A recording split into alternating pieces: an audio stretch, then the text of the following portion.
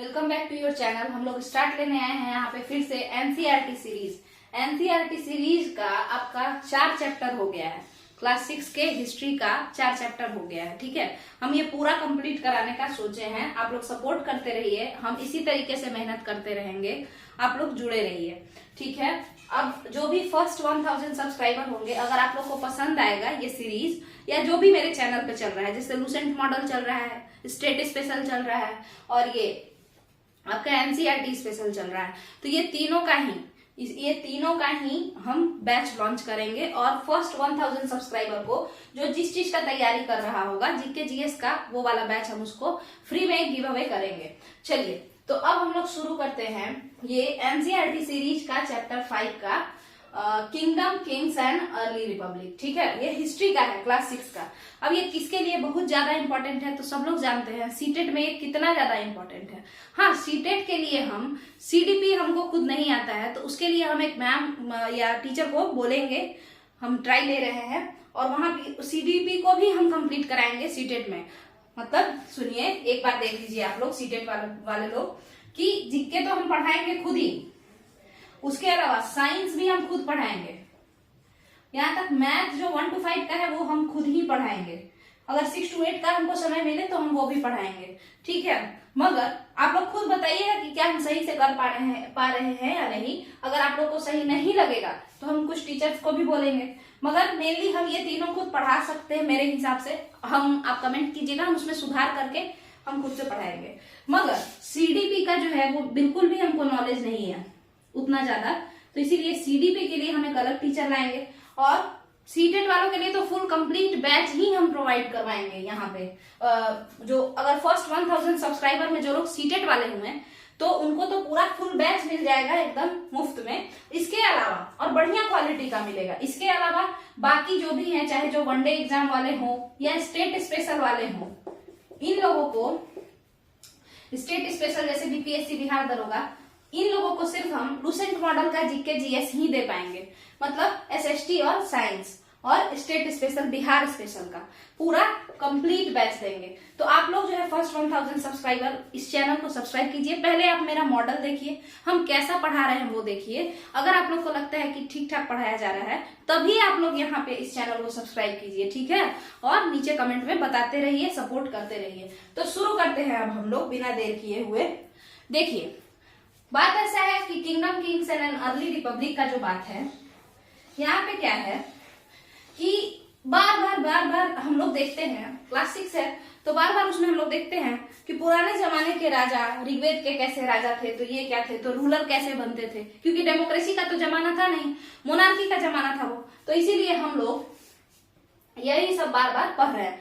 कई बार ये सब टर्म आया है, हर वीडियो में हम कुछ कुछ समझाते हुए आए हैं। जैसे जनपद, ये हम पिछले वीडियो में भी बताए हैं।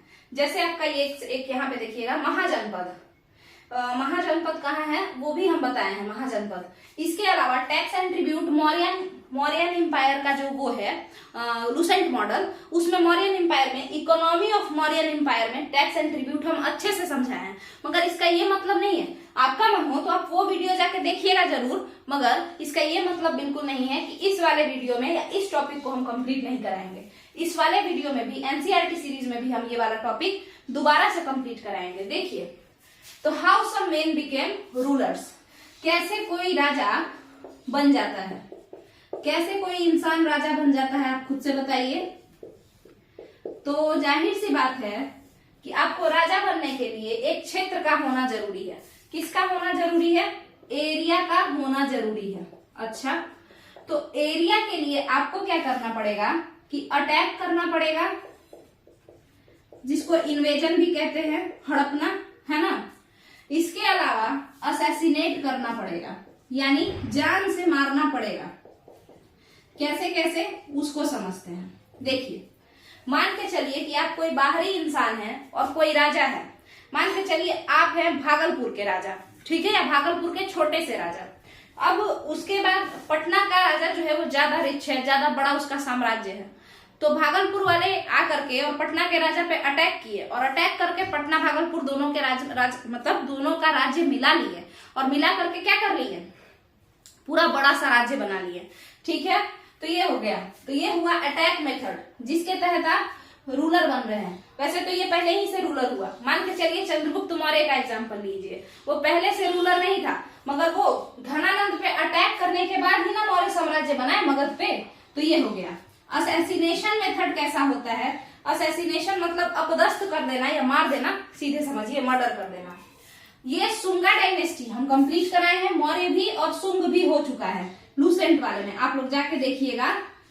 सुंग हुआ पूरा कंप्लीट नहीं हुआ है, बट सिर्फ इकोनॉमी उसका बाकी है, इकोनॉमी और रिलीजन। तो सुंगा डायनेस्टी में हम लोग देखते हैं पुष्यमित्र सुंग अंतिम मौर्य रूलर जो था बृहद्रथ, उसको मार देता है, ठीक है। और मार करके असैसिनेशन इसको कहते हैं, उसका हत्या करके खुद को राजा डिक्लेयर कर लेता है। तो इस तरीके से भी आप क्या बन सकते हैं? रूलर बन सकते हैं। तो यही तो एनसीईआरटी पूछ रहा है कि कोई इंसान रूलर कैसे बनेगा। चलिए, तो आपको मिल गया एरिया, मगर एक बात बताइएगा कि एरिया के मिलने से क्या पीपल भी आपके अपने हो जाएंगे? क्या लोग आपको राजा मानेंगे? क्या लोग आपको राजा मानेंगे? अगर आप एरिया पे कैप्चर कर लिए हैं तो क्या इससे लोग आपको, यहाँ पे लोग ना लिख करके, पुराना जमाना में सारे लोगों को जन कहा जाता था, ठीक है। अभी भी कहते हैं ना हम सभी जन चलेंगे, ऐसा। तो जन, तो उस जमाने में जन कहा जाता था, तो हम जन लिखते हैं, जना इंग्लिश में होता है। तो पुराना जमाना का बात कर रहे हैं हम कि एरिया तो आप कैप्चर कर लिए किसी का मर्डर करके, क्या उस एरिया में रहने वाले लोगों का दिल जीत पाएंगे? वो जो लोग होंगे वो आपको बिल्कुल पसंद नहीं करेंगे। उनको ऐसा लगेगा कि ये इंसान असैसिनेशन ज्यादातर पता है कौन करते थे? वो लोग जो आपके यहाँ ही काम करते हों और आपसे अंदर अंदर चलते हों। जैसे राजा है, उसके नीचे में कोई सेनापति उसी के यहाँ काम करता है, सेनापति जाकर के मार देगा। तो ये हुआ। तो सेनापति को भी लोग पहचानते होंगे कि मेरे राज्य का सेनापति पुष्यमित्र है और मेरे राज्य के राजा बृहद्रथ है। बट जैसे ही पता चला कि बृहद्रथ को पुष्यमित्र मार दिए, तो पटना के लोग क्या सोचेंगे? यही सोचेंगे ना कि पुष्यमित्र बहुत ही कैसा है, लॉयल नहीं है, बहुत ही बेईमान है, डिसऑनेस्ट है, ठीक है। तो इस तरीके का उनका छवि बनेगा, किसका? पुष्यमित्र का। छवि खराब हो गया। तो एरिया तो आपको मिल गया मगर पीपल नहीं मिलेंगे, ठीक है। लोग आपको कभी भी रिवॉल्ट कर देंगे, कभी भी आप पे अचानक से गुस्सा हो जाएंगे। यहाँ देखिए, मान के चलिए कि आप किसी पे, ये तो असैसिनेशन वाला हुआ है ना, मान के चलिए आप दूसरे यहाँ कहीं और के राजा हैं और आप आकर के अटैक कर दिए, या आप एक साधारण इंसान है और आकर के किसी पे अटैक किए, किसी, मान के चलिए पटना पे अटैक किए। तो पटना पे अटैक आप किए तो पटना तो आप हड़प लेंगे, मगर यहाँ के लोग क्या सोचेंगे कि बिना मतलब का सब चीज तो अच्छा चल रहा था, ये मतलब कैसा इंसान है, कितना घटिया है, कितना क्रूएल है, कितने लोगों को मारा अपने आप को राजा घोषित करने के लिए। तो इसके लिए अब जो लोग अटैक करके राजा बने हैं उनके लिए हम बता रहे हैं, वो लोग क्या करेंगे कि लोगों के मन में अपने लिए अच्छा बात भरेंगे, जैसे, और उस पुराने वाले राजा के लिए उसका बुराई करेंगे। जैसे देखिए, धनानंद बहुत बड़ा अय्यास है, ठीक है। धनानंद क्या है? तो वो बिल्कुल भी उसको मन नहीं है, बहुत ही अय्यासी करता है और उसको साम्राज्य चलाने में कोई इंटरेस्ट नहीं है ना। जुआ, शराब, ये सब में ही वो रहता है। लड़कियों के नृत्य को देखते हैं ना, डांसर्स, ये सब के बीच में ही रहता है। तो इस तरीके से माइंड सेट बनाना पड़ेगा आपको। हालांकि ये लोग रहता भी था, ये तो था भी, बट ऐसे भी अगर कोई अटैक करेगा तो अपने आप को जस्टिफाई करना पड़ेगा, क्योंकि अटैक करने से आप एरिया के राजा बन सकते हैं, लोगों के राजा नहीं बन सकते हैं। पता चलेगा कि अगले दिन कोई और आके आपको मार देगा कि ये राजा बनने के लायक ही नहीं है, ठीक है। तो ये हो गया धनानंद। और उसी तरीके से और भी कई सारा चीज आप फैला सकते हैं, जैसे राजा जनता पे बिल्कुल ध्यान नहीं दे रहे हैं। राजा जो था वो जनता पे ध्यान नहीं दे रहा था, राजा लुटेरा था, इसीलिए मार दिए हम और हम राजा बन गए। तो आपको इस तरीके से क्या करना पड़ेगा? लोगों को जीतना पड़ेगा, लोगों के मन को जीतना पड़ेगा, रूलर ज्यादा दिन तक बने रहने के लिए। अब देखिए, क्या किसी अनजान इंसान, यहाँ पे अटैक वाले केस में, क्या किसी भागलपुर का इंसान आके पटना के लोगों को कहे कि तुम्हारा राजा बदमाश था और इसीलिए हम मार दिए, तो कोई इंसान मानेगा? नहीं मानेगा, क्योंकि वो दूसरा कोई है और पटना का राजा उसका अपना था, ठीक है। तो इसके लिए, इसी के लिए एक तिगड़मबाजी निकाला गया, एक ट्रिक निकाला गया, ठीक है। एक निंजा टेक्निक यहाँ पे हम लोग लिए और वो लिए राजा लोग सोचे कि किस तरीके से हम अपने पीपल को, जहां पे हम जिस एरिया को कैप्चर किए हैं, उन लोगों को कैसे उनके दिल पे राज करें। तो वो पहले तो ये लोग बोल के देखें कि इस तरीके से फैलाएंगे, बुरा भला कहेंगे, तो कोई नहीं मानेगा, क्योंकि अनजान आदमी का बात कोई क्यों मानेगा। तब हुआ कि हम लोग यहाँ के सबसे फेमस इंसान, फेमस मतलब जो सबसे ज्यादा रिस्पेक्टेड है, उससे बात करते हैं। चलते हैं उससे बात करके देखते हैं कि हम लोग कैसे कैसे उससे दोस्ती कर लेते हैं। तो उसको बोलेंगे कि तुम कहना, जो रिस्पेक्टेड इंसान है पटना का, उसको बोलेंगे कि तुम कहना कि अगला वाला जो राजा है, जो अभी आया है, जो अटैक करके आया है, वो बहुत अच्छा है, या जो मर्डर किया है वो बहुत अच्छा इंसान है। मर्डर तो वो मजबूरी में किया है, क्यों?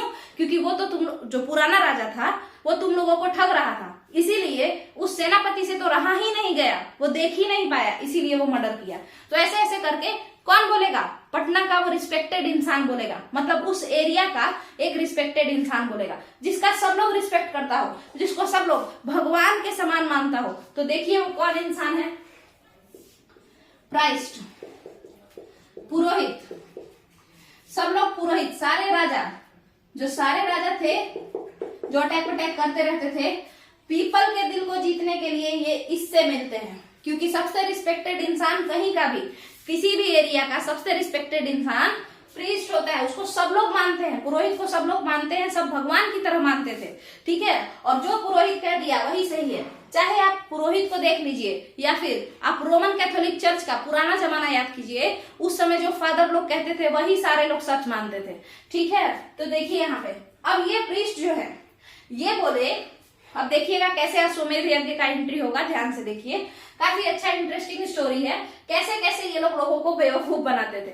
देखिए अब ये बोले कि अगर हम घर घर जाके कहेंगे कि सुनो सुनो गेट खोलो, राजा बहुत अच्छा है, ये जो अभी मर्डर किया है ना, ये बहुत अच्छा इंसान है, तो कौन दिन भर थोड़े पुरोहित घूम घूम के प्रचार करते रहेगा? इतना फालतू टाइम पुरोहित के पास नहीं था।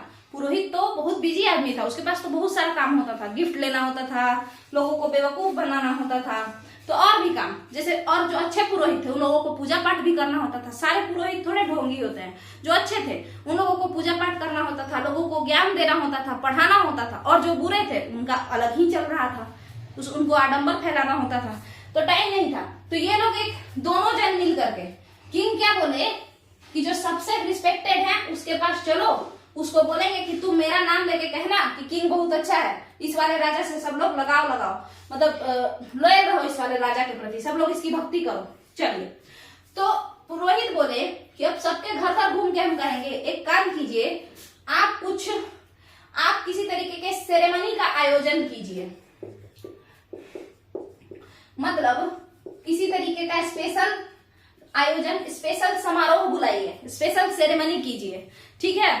तो फिर क्या होगा, इससे क्या होगा कि सारे लोग आएंगे। जैसे एक काम कीजिए, सबके लिए खाना बनवाइए, पूरे गांव गांव दूर दूर से लोगों को बुलवाइए, ठीक है। पूजा पाठ रखिए, दूर दूर से लोगों को बुलवाइए, ठीक है। तो यही पूजा पाठ, ताकि सारे लोग एक जगह इकट्ठा हो जाए और वहीं पे राजा का बड़ाई भी हो जाए साथ के साथ। इसी का रिजल्ट था यज्ञ, यानी सेक्रीफाइस इसको कहते हैं हिंदी इंग्लिश में, ऐसे यज्ञ। अब ये यज्ञ होना शुरू हुआ, ठीक है। अब आगे आपका अश्वमेध यज्ञ, यही अभी अश्वमेध यज्ञ नहीं है, अभी तो ये सेरेमनी हुआ है कि हम नया नया राजा बने हैं और हम बहुत अच्छे हैं, ये प्रूफ करने के लिए स्टार्ट होगा राजसूय यज्ञ। मतलब जब आपका वो क्या बोलते हैं, राज सिंहासन पे जब बैठते हैं ना नया नया रूलर, हाँ, तो उसी को हम लोग राजसूय यज्ञ कहते हैं, ठीक है। तो ये हो जाएगा आपका राजसूय यज्ञ, जब राज सिंहासन वाला यज्ञ होता है ना कि अब आज से ये राजा हो गए, वो वाला यज्ञ, ठीक है। अब ये हो गया, सारे लोग आए, अब सारे लोग आए तो वहां पे पुरोहित जो है वो लोग अपना पूजा पाठ किए, सब चीज किए, लोगों के बीच में फैलाते रहे राजा बहुत अच्छा है। कौन बोलेगा राजा बहुत अच्छा है, राजा बहुत अच्छा है? राजा के चम्मच लोग, जैसे राजा के साथ जो हर वक्त रहते हैं, जैसे राजा के साथ कौन रहता है युद्ध के समय, राजा के साथ जब राजा मर्डर करने आया होगा या राजा जब अटैक करने आया होगा, तो उस समय कौन होगा राजा के साथ? राजा का सारथी, सारथी मतलब चैरियटियर।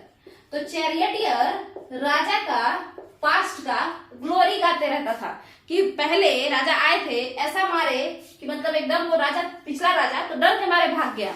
जब राजा देखे कि पिछला वाला राजा या उसका सेनापति चोर है, तो जो अटैकर राजा है वो तो देख करके एकदम उसका गर्दन ही काट दिए। उनको इतना गुस्सा आया कि जनता से कैसे कोई छेड़छाड़ कर सकता है, मतलब जनता के इमोशन से। ये सब फेंकता था कौन? सारथी। कब फेंक रहा होता था ये? तो ये यज्ञ के समय में, जिस समय आपका राजस्व यज्ञ चल रहा होता था, वो अपना गीत गाते रहता था। यहाँ पे दो लोग गीत गाते थे, देखिए कैसे दो लोग गीत गाते रहते थे जब यज्ञ चलता था। तो देखिएगा, ध्यान से सुनते जाइए, इंटरेस्टिंग तरीके से यहाँ पे हम अपना कोशिश कर रहे हैं समझाने का, ताकि ज्यादा दिन तक आप लोग को याद रहे। देखिएगा, देखिए यहाँ पे सबसे पहले क्या हुआ, ये लोग अपना 60 गांठ बनाया किंग और प्राइस, और ये लोग बुला लिया, एक पूजा रख लिया। अब पूजा में सब लोग आए, खाना वाना खा के जाएंगे, विथ गिफ्ट भी लेके आए। देखिए यहाँ पे एक बात ध्यान रखिए, यज्ञ में या पूजा ही रहिए इसको, इसमें कौन कौन से लोग अलाउड थे? तो क्षत्रिय लोग यानी अलग अलग राजा, जो बाकी राजा हैं वो लोग अलाउड थे। इसके अलावा पुरोहित लोग अलाउड थे। इसके अलावा वैश्य अलाउड थे। अच्छा, वैश्य किसको किसको कहते हैं वो देख लीजिए, किसानों को, पशुपालक को, यहाँ तक कि जो शिल्पकार, बड़े बड़े शिल्पकार होते थे ना, उनको भी वैश्य कहते हैं। मतलब जो मोटा पैसा कमाते थे, जिनके पास पैसा होता था, वो लोग अलाउड थे कि गिफ्ट लेके आइए, राजा खाने पे बुलाए हैं, राजा के यहाँ यज्ञ चल रहा है, बिग सैक्रिफाइस हो रहा है। मगर आपको बता दें, शूद्र नहीं अलाउड थे, शूद्रों का यज्ञ में आना अलाउड नहीं था। ठीक है, तो देखिए इससे यज्ञ से दो फायदा। पहला कि जब ये सारे लोग आएंगे तो यहाँ पे अब यज्ञ करवाते हैं, देखिए ये यज्ञ कुंड है, ठीक है, यहाँ पे राजा बैठे रहेंगे, इधर उनकी रानी बैठी रहेंगी, और यहाँ पे उनका बेटा, बेटी का यहाँ पे कोई रोल नहीं रहता था। लड़का ही जो है इसमें क्या करता था, घी वगैरह डालता था, लड़का, राजा, रानी, ये लोग, ठीक है। और यहाँ पे वो पुरोहित जी बैठे रहेंगे, ठीक है। पुरोहित जी तो छोड़िए, इनका बड़ा बाल थोड़े, हाँ, हालांकि चुटिया यहाँ पे समझ लीजिए, पुरोहित जी का ये चुटिया है। चलिए, अब क्या है, ये पुरोहित जी हैं, ये रानी हुई, ये राजा हुए, और ये उनका छोटा बच्चा लड़का, ये लोग यज्ञ करते थे। और यहाँ पे राजा के चमचा कौन है, ये सारथी, चैरियटियर, ये पूरा एकदम सबको गोल गोल घूम करके, यहाँ पे बहुत सारा कुर्सी लगा रहेगा, और सब कुर्सी पे बड़े बड़े लोग बैठे रहेंगे अगल बगल, ये सबको घूम घूम करके बताएंगे, जब हम मिले तो ये किए, जब हम मिले तो राजा वो किए, जब हम देखे तो, ठीक है, ऐसे करके। तो लोगों के बीच में, और सबसे गिफ्ट का सिलते जाएगा, क्या है, लाए हैं गिफ्ट, चलिए दीजिए, राजा बहुत महान है, गिफ्ट दीजिए, ऐसे करके। तो गिफ्ट लेते जाएगा ये चैरियटियर और रखते जाएगा, ठीक है। और ये लोग बैठ करके राजा का गुणगान सुनेंगे। इस तरीके से दो फायदा हुआ, देखिएगा यज्ञ से। पहला कि राजा फेमस हुआ, जो न्यू किंग, जो असैसिनेटर था, जो मर्डर किया था, या फिर जो अटैक किया था किसी और पे, तो वो लोगों के बीच में, कैसे लोग, उस एरिया के बड़े बड़े लोगों के बीच में फेमस हो गया, ठीक है, फेमस हो गया। दूसरा, गिफ्ट उसको मिला, बहुत सारा गिफ्ट मिला, और गिफ्ट मिलने के कारण जो उसको क्षति हुआ था किस समय, जो वॉर में उसका कंपनसेशन, यानी वॉर में जो चीज वो पैसा रुपया उसका खर्च हुआ था वॉर करने के लिए, तो गिफ्ट से उसका भी तो भरपूर मतलब भरपाई हुआ। किसका, राजकोष का, जो ट्रेजरी था राजा का, वो भी तो भरा होगा गिफ्ट मिलने के वजह से, ठीक है। तो राजा फेमस हो गया, गिफ्ट भी मिल गया उसको। तो ये था राजस्व यज्ञ, ये होता था किंग और पुरोहित के ये से, ताकि वहां पे हम कांड करने के बाद भी फेमस हो जाए और कोई हमको गलत ना कहे, ठीक है। अब सब लोग खुश कि बहुत महान राजा है, क्योंकि चैरियटियर फेंक रहा था पूरा लंबा लंबा सारथी कि बहुत महान है। जनता के खिलाफ किसी को देख लेते हैं ना कुछ करते हुए, सीधे गर्दन काट देते हैं, ऐसा। तो अब सभी लोग खुश, और बड़े लोग खुश, फिर छोटे लोगों को, शूद्रों को पूछता ही कौन था, ठीक है। अमीर लोग सारे खुश हो गए, हाँ ठीक है ठीक है, सब सही चल रहा है, सब लोग का 60 गांठ हो गया। तो अब समझिए, अब ये राजा लोगों के दिल को जीत लिया। जब ये लोगों के दिल को जीत लिया, तो यहाँ तो ये तक तो क्लियर है, ठीक है। तो अब आपको समझ में आ गया होगा कि अब लोगों के दिल को जीत लिया, एरिया को भी जीत लिया, तो राजा बन गया ना, राजा बन गया ना ये। अब समझिए आगे, तो कह रहा है how some men become rulers. तो हम बता दिए कि कैसे कैसे और क्या क्या फायदा होता था, कैसे ये गिफ्ट लेता था, है ना, कैसे अपना युद्ध कर लिए, युद्ध करने के बाद इमेज भी अच्छा कर लिए और गिफ्ट भी ले लिए, पैसा जो गया था वॉर में वो भी वापस मिल गया। तो बताइए कि कैसा लगा ये स्टोरी आप लोगों को, नीचे कमेंट में बताइए। मेरे हिसाब से तो हम अच्छे से समझाने का कोशिश किए हैं, बाकी तो आप ही लोग सपोर्ट करेंगे। चलिए अगला जो टॉपिक है उसको अब हम लोग समझते हैं।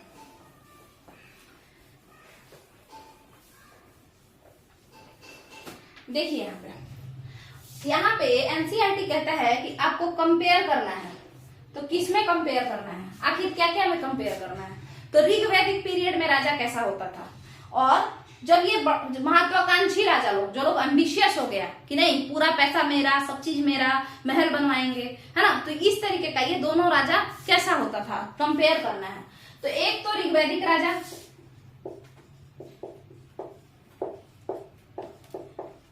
और एक वैसा राजा जो एम्बिशियस था।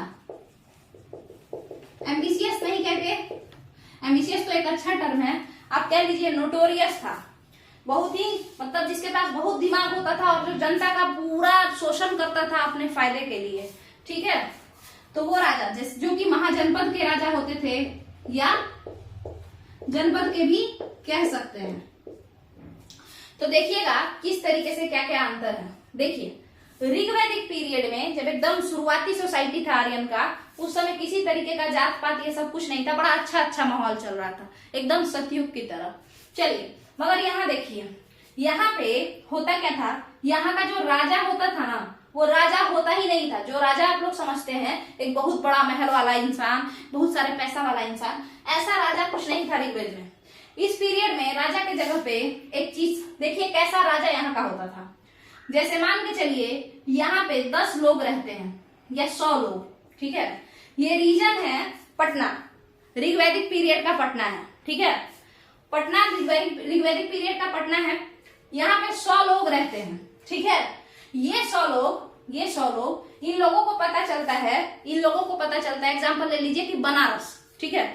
बनारस का ट्राइब, बनारस से कुछ ट्राइब्स आ रहे हैं, कुछ लोग, उस समय तो आदिवासी आदिमानव जनजाति था, तो जनजाति, कुछ जनजाति आ रहे हैं बनारस से और हम लोग पे अटैक करने वाले हैं। किसको पता चला? पटना के जनजाति को पता चला। या आप ऐसे समझ लीजिए इसको, इंसान एक कम्युनिटी से जोड़ लेते हैं। देखिए मानिए यादव जनजाति, एक यादव जनजाति है और उसको क्या पता चला कि यादव जनजाति को कौन अटैक करने आ रहा है? बनिया जनजाति। चलिए एक बनिया जनजाति समझिएगा ध्यान से, यादव जनजाति है जो पटना रहता है, बनिया जनजाति बनारस रहता है, ठीक है, ऐसा समझिए। तो बनिया जनजाति जो कि बनारस रहता है। अब यादव जनजाति के 100 लोगों को ये पता चला कि बनारस का जो बनिया जनजाति है वो लोग हम पे अटैक करने आ रहा है। तो अब ये 100 लोग एक असेंबली में मिलते थे, एक सभा में सभी लोग बैठ जाते थे और बोलते थे कि बनिया जनजाति वाला सब अटैक करने आ रहा है, क्या किया जाए। तो उसी समय इन 100 में से बातचीत करके, मान के चलिए एक लड़का है जो बहुत बहादुर है, ठीक है, बहुत बहादुर है, स्ट्रांग बहुत ज्यादा है, ब्रेव बहुत ज्यादा है, ठीक है, ऐसा कोई इंसान, और उसका नाम है राम यादव। तो राम यादव इस पूरे जनजाति का, इस पूरे यादव जन का, ठीक है, इस पूरे यादव जन का राम यादव लीडर बन जाएगा, ठीक है। कौन बनेगा लीडर बनने के लिए? असेंबली में, सभा में बैठे सारे लोग डिसाइड करेंगे कि चूंकि बनिया जनजाति अटैक करने आ रहा है हम लोगों पे, तो एक काम करते हैं कि हम लोग सबसे जो पावरफुल है उसको आज के लिए राजा घोषित कर देते हैं। इस वॉर में आगे आगे वही चलेगा लड़ने के लिए, बाकी लोग सब लोग पीछे से लड़ेंगे, ठीक है। तो ये जो है राम यादव बन गया रूलर, राजा। कब तक के लिए? युद्ध तक के लिए, जब तक कि बनिया जनजाति अटैक कर रहा है तब तक के लिए, ठीक है। एक अटैक के बाद फिर सब लोग अपने अपने घर, कोई राजा नहीं, कोई प्रजा नहीं। तो अब बन गया राम यादव राजा, क्योंकि अब उसको अटैक में जाना है, मतलब वॉर में जाना है। तो आप इस ऋग्वैदिक राजा को वॉरियर चीफ कह सकते हैं, मतलब योद्धा सरदार, मतलब युद्ध के समय जो प्रमुख बन जाए वो राजा। तो तो इसीलिए ऋग्वैदिक राजा आजकल के राजा की तरह ना होकर के वो योद्धा सरदार होता था। क्या होता था? योद्धा सरदार। आप इसको प्रमुख योद्धा भी कह सकते हैं। यही लीड करता था युद्ध को। यही क्या करता था? लीड करता था युद्ध को ऋग्वैदिक पीरियड में। इसको आप इंग्लिश में वॉरियर चीफ कह सकते हैं। ठीक है, इसको आप इंग्लिश में क्या कह सकते हैं? वॉरियर चीफ कह सकते हैं। इसके अलावा राजा क्यों कहते थे वो समझिएगा कि हमने कहा कि 100 लोग हैं, यादव जनजाति के 100 लोग हैं। मान के चलिए यादव एक कबीला है तो उसके 100 लोग हैं। तो पहले तो लोगों को जन कहते थे ना। तो ये जो राम यादव है ये इन्हीं 100 जनों का ही तो राजा है। इन 100 जनों का ये मतलब 99 का, इसमें से एक तो ये खुद है, 99 जनों का राजा है। तो अब ये बन गया राजन, इन सबका राजन। अब एग्जाम्पल लीजिए, तो बताइए क्या ये पटना का राजा है? क्या ये पटना का राजा है राम यादव? नहीं, वो नहीं है पटना का राजा। वो अपने लोगों का राजा है, 100 लोगों का राजा, 99 लोगों का राजा। वो उन 100 यादव लोगों का, यादव जन का या यादुजन का राजा है। अब जैसे एग्जाम्पल के तौर पर समझिए, कि वो पटना का राजा नहीं है, वो कहाँ का राजा है? वो इन 100 लोगों का राजा है। अब इस पे एक एग्जाम्पल समझिए कैसे। मान के चलिए कि बार बार बनारस के बनिया जनजाति अटैक कर रहे हैं पटना के यादव जनजाति पे बार बार। तो Ram Yadav as a leader, क्योंकि वही युद्ध में लीड करता है, तो as a warrior chief, as a योद्धा सरदार राम यादव ये कहता है कि हम तुम सारे लोगों के लीडर हैं, हम तुम सारे लोगों के राजन हैं। तो एक काम करो, हम 100 लोग यहाँ से चले जाते हैं। कहाँ? तो चलो वैशाली चले जाते हैं। ठीक है, तो अब ये 100 यादव लोग, यादव जन विथ राम यादव जो कि इसके लीडर हैं, युद्ध से बचने के लिए कि रोज रोज झगड़ा करने में कोई फायदा नहीं है, यहाँ से चले जाते हैं और ये चले गए अब वैशाली। तो बताइए कि अब देखिए, तो राम यादव भी चले गए, अपने पटना को छोड़ करके राम यादव भी वैशाली चले गए। तो इससे क्या पता चलता है कि राम यादव जो कि लीडर है ऋग्वैदिक पीरियड में, राम यादव यादव जन के लीडर हैं जो कि पटना रहते हैं। अगर ये 100 लोग, 100 यादव जन पटना छोड़ करके वैशाली चले जाएंगे ना, 99 यादव जन, तो राम यादव भी उनके साथ चले जाएंगे वैशाली ही। इसका मतलब है कि राम यादव को ना तो पटना से कोई मोह है, ना ही वैशाली से कोई मोह है। उनको किससे ज्यादा लगाव है? अपने लोगों से ज्यादा लगाव है। वो किसके लीडर हैं? अपने लोगों के लीडर हैं, ना कि किसी क्षेत्र के लीडर हैं। अब आपको समझ में आ गया होगा कि जन का लीडर कौन होता था और कैसे होता था। ये इलेक्शन बेसिस पे बनता था। कैसे बेसिस पे बनता था? इलेक्शन, एक तरीके से छोटा मोटा चुनाव समझ लीजिए, उसी से बनता था। ठीक है, और ये केवल कब तक के लिए? जब तक कि वॉर हो रहा है, जब तक कि युद्ध चल रहा है, उतने ही देर के लिए। जो सबसे ताकतवर होता था, जो सबसे बहादुर होता था, उसी को बनाया जाता था। ठीक है, तो ये हो गया। अब ये देखिए, ये वैशाली चले गए जब 100 यादव, तो राम यादव यहाँ भी लीडर हैं। यहाँ भी वैशाली में भी अपने इस कबीले के लीडर राम ही हैं। ठीक है, राम यादव मान के चलिए, या तो जो कोई भी नाम आप ले लीजिए, मान के चलिए कृष्ण यदुवंशी, तो वो यहाँ के, यहाँ जब ये लोग चले जाएंगे तो ये यहाँ के लीडर हो जाएंगे। इसका मतलब क्या है कि राम लीडर हैं किसके? यादव जन के, ना कि पटना के या फिर वैशाली के। एरिया के लीडर नहीं होते थे राजन। राजन जो होते थे वो लीडर होते थे जन के, यानी लोगों के। अब आपको समझ में ये बात आ गया होगा। तो ऋग्वैदिक पीरियड का जो राजा होता था वो लोगों का राजा होता था। ठीक है, एरिया का राजा नहीं होता था। अब एक एग्जाम्पल देखिए, जब ये लोगों का राजा है तो आप खुद बताइए ये घर कहाँ बनवा है, जब ये एरिया एक एरिया पे रहता ही नहीं है। राम यादव एक तो 4 दिन के लिए रूलर बने, जब युद्ध होगा तब राम यादव बनेंगे। हो गया, मान के चलिए अगला युद्ध हुआ और उस समय राम यादव बीमार हैं तो श्याम यादव को रूलर बनाया गया। तो इसका मतलब है कि वो परमानेंट रूलर नहीं है। ऐसा नहीं है कि उसी का खानदान रूल करेगा या वही रूलर रहेगा, नहीं। जो सबसे ताकतवर रहेगा युद्ध के समय, जो सबसे बहादुर रहेगा, वो रूलर बनेगा और वही युद्ध का सरदार बनेगा। बनेगा, लीडर बनेगा और आगे आगे चलेगा युद्ध में, है ना, ये बात है। तो पहली बात, ये परमानेंट रूलर नहीं थे। उसके अलावा ये लोग ना तो वैशाली के राजा थे ना ही पटना के थे, यानी किसी एरिया के नहीं थे। तो जब ये एरिया के नहीं थे, इनका एरिया फिक्स नहीं था, तो आप खुद बताइए कि जो जन के राजा थे, जो लोगों के राजा थे, वो अपना कैपिटल यानी अपनी राजधानी कहाँ बनाते? कहीं नहीं बनाते। इन लोगों का राजधानी इनके अपने लोगों के मन में, उनके दिल में रहता था, किसी लोकेशन पे नहीं रहता था, इनका फिक्स प्लेस नहीं होता था। कबीला कहीं भी उठ करके, जनजाति लोग कबीले अपने क्लैन के साथ कहीं भी चले जाते थे, एक लीडर उसमें घोषित करके, ठीक है। तो इनका कैपिटल कहीं नहीं होता था, ये लोग मन पे राज करते थे लोगों के, अपने लोगों के।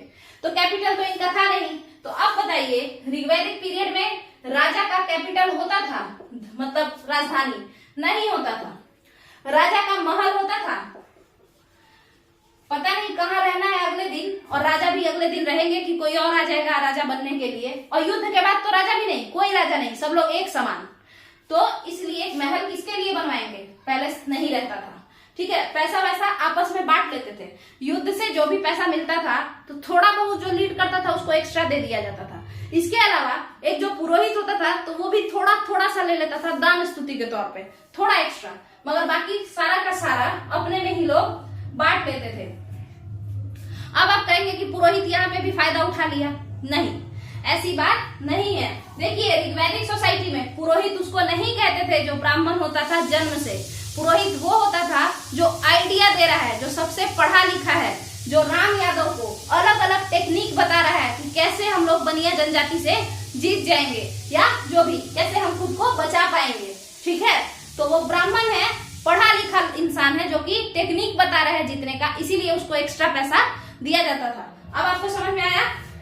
अब उस जमाने में पैसा तो होता ही नहीं था, गाय वगैरह पकड़ के लाता था सब। उसके बाद जो भी खाने पीने का सामान ये लोग चुरा के लाता था, उसी खाने पीने के सामान को ये लोग आपस में बांट के फीस्ट करता था, मतलब भोजन करता था, मतलब सार्वजनिक भोजन, सभी लोग खाएंगे उसमें, सामूहिक भोजन, ठीक है। तो ये हुआ आपका। तो ये कंप्लीट हो गया। राम यादव से आपको जन समझ में आ गया होगा, और जन से आपको ये समझ में आ गया होगा कि कैपिटल कैसा होता होगा। मतलब कैपिटल नहीं होता था इन लोगों का, ये लोग लोगों के अपने लोगों के, अपने जन के मन में राज करते थे। राजधानी नहीं होता था, महल नहीं होता था, समझ में आया? अब बात करेंगे जनपद वाले राजा के बारे में। अब हम लोग बात करेंगे जनपद वाले राजा के बारे में। देखिए, यहाँ पे शायद शोर हो रहा है। अब पता है, हम लोग ना गांव में रहते हैं और यहाँ पे कोई नियम ही नहीं है, जो जिसको जैसा मन करता है कभी भी अपना बाजा बजाना शुरू कर देता है।